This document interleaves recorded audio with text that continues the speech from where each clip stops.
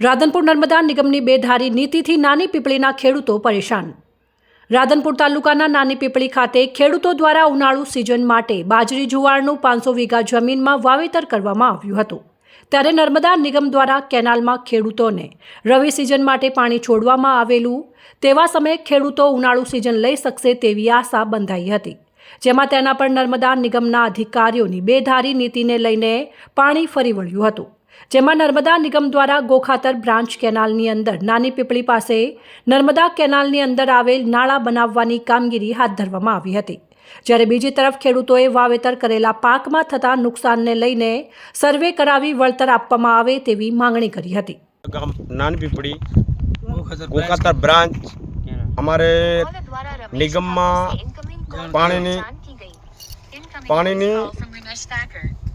અરજી આપેલ છતાં અમને 500 ઓરિયા જમીન પાવલ છે। અમારી જાર ભરાઈ જાય છે બરાબર।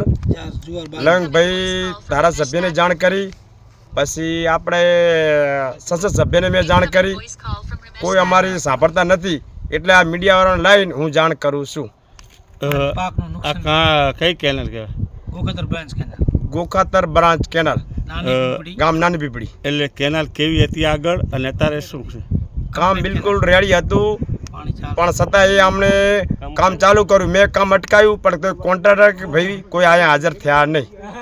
તમારી શું માગણી છે? મારી માગણી છે તત્કાલ મારા ગામની અંદર પાણી મળે। નકે સરકારને વિનંતી એ છે કે આ પાકનું નુકસાન તમારે આપવું, સર્વે કરીને આપવું પડશે।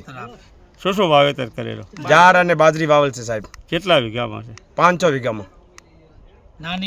કયું ગામ? ગામ નાની પીપળી, તાલુકો તાલુકો રાધનપુર।